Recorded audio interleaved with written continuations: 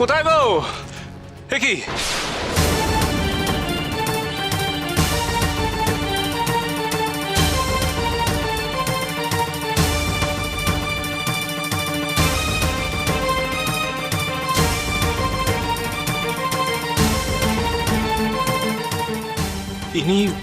ইনি তো এক তপস্বী। মহেন্দ্র বাবা, এ তুমি কি করলে গো? তুমি এক তপস্বীকে তীর ছুঁড়ে আঘাত করেছো গো। মণিবার,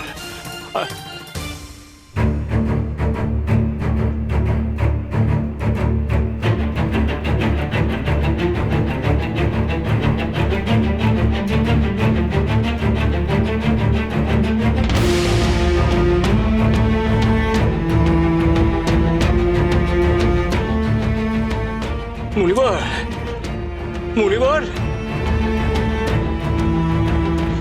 এ কি? এ তো চোখ খুলছে না। বড়মা, জয় তারা, জয় তারা, জয় জয় তারা।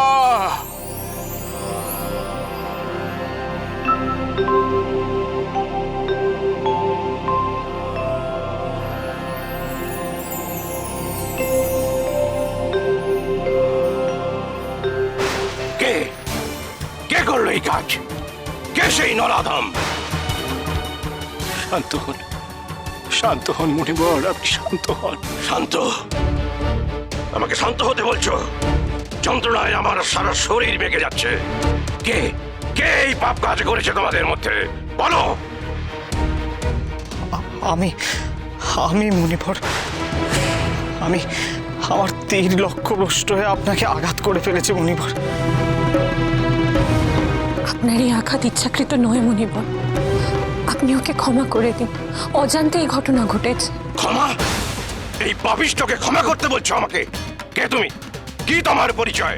আর এই পাপী বা কে? আমি তারাপীঠের রানীমা, নাটোরের ছোট রানী। আর ও হলো নাটোরের বড় কুমারের পুত্র মহেন্দ্র। হ্যাঁ তপস্বী, আপনি ক্ষমা করে দিন। মহেন্দ্র বাবা নিতান্ত অবুঝের মতন এই কাজ করে ফেলেছে। আমি তেজস্বী সাধক। আমার শরীরে রক্তপাত ঘটিয়ে ওই ছেলে আমার এতদিনের তপস্যা ভণ্ড করেছে।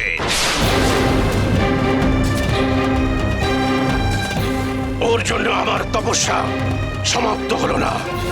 এর শাস্তি ওকে পেতেই হবে। আমি ওকে এমন অভিশাপ দেব যে কেউ কল্পনাও করতে পারবে না।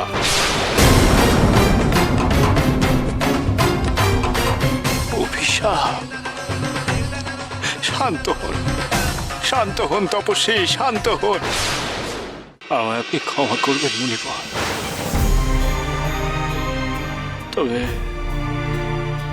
আমি একজন সিদ্ধ পুরুষ, আর আপনিও একজন সিদ্ধ পুরুষ। আর সিদ্ধ পুরুষের পরম ধর্মই হলো মানুষকে ক্ষমা করে দেওয়া, তাই না? ও যা করেছে তা না বুঝে করেছে। আপনি মহেন্দ্রকে ক্ষমা করে দিন। শুনুন তপস্বী, মহেন্দ্র নিতান্ত ছেলে মানুষ এবং তার কার্যের জন্য সে অনুতপ্ত বটে। এবার আপনার ধর্ম অনুযায়ী এবারকারের মতো তাকে ক্ষমা করে দেওয়া উচিত, তাই না? এ তপস্বী মণিবর, আমি নাটোরের রাজপরিবারের সন্তান। রাজপরিবারের ধর্মই হলো অস্ত্র চালনা অনুশীলন করা। আমি তাই করছি। হ্যাঁ মণিবর, দাদা আমাকে অস্ত্র চালানো শেখাচ্ছিল। আমার অজান্তে তীর লক্ষ্যভ্রষ্ট হয়ে আপনার গায়ে লেগে। তোমার এই তত্ত্ব আমি মানি না। অস্ত্র চালনা করার পূর্বে সেই স্থান সম্পর্কে তোমার সম্পূর্ণ জ্ঞান থাকা উচিত ছিল। হে তপস্বী, আপনি আমায় অনুমতি দিন, আমি আপনার ক্ষতস্থান নিরাময় করি। থাক বামদেব, থাক। তার কোনো প্রয়োজন নেই। আমি আমার নিজের ক্ষত নিজেই নিরাময় করতে পারি। তার জন্য অন্য কারোর প্রয়োজন নেই।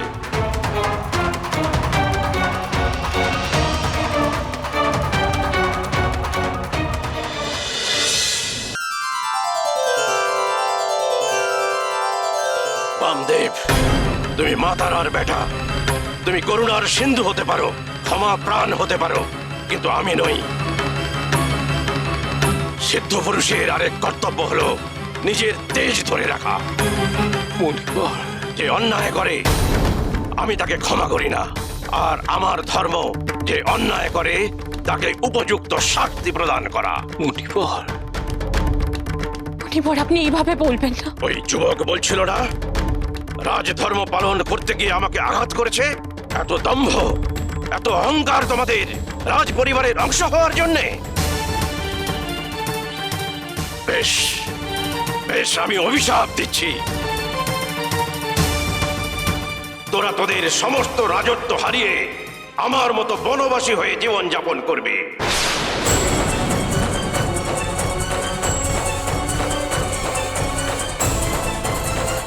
তাহলেই তোরা অরণ্যে বসবাসকারী সকল সাধু সন্ন্যাসীদের উপযুক্ত সম্মান করতে শিখবে। মণিবর, মণিবর, এই অনর্থ আপনি করবেন না, করবেন না এই অনর্থ। মণিবর, মণিবর, আমার দোষের সাজা সমগ্র রাজ পরিবারকে দেবেন না, দয়া করুন, দয়া করুন মণিবর।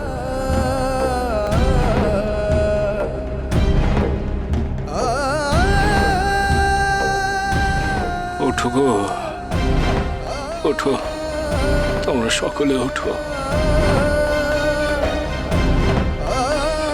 মণিবর, মণিবর রাগে একেবারে পাষাণ হয়ে গেছে গো।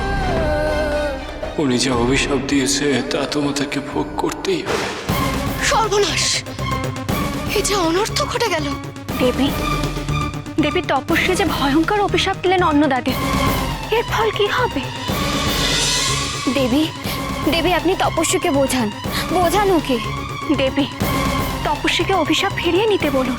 না, এ সম্ভব নয়। তপস্বীর অভিশাপ কখনো ব্যর্থ হয় না।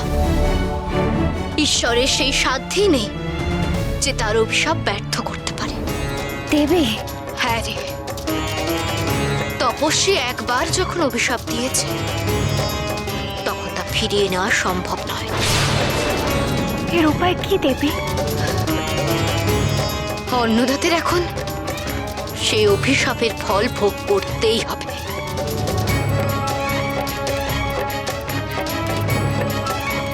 ধ্বংস, সবকিছু ধ্বংস হয়ে যাবে, তোরা কিচ্ছু করতে পারবি না। তোদের সম্পত্তি হারিয়ে তোরা পথের ভিখিরি হয়ে যাবি। দোহাই আপনার মণিবর, এমন কথা আপনি বলবেন না। আপনি ক্ষমা করে দিন, আমাদের ক্ষমা করে দিন। মণিবর, এত কঠিন অভিশাপ দেবেন না মণিবর, এত কঠিন অভিশাপ দেবেন না। মণিবর, দয়া করে আমায় ক্ষমা করুন, আমার পাপের সাজা সমগ্র রাজ পরিবারকে দেবেন না মণিবর, দয়া করে ক্ষমা করুন।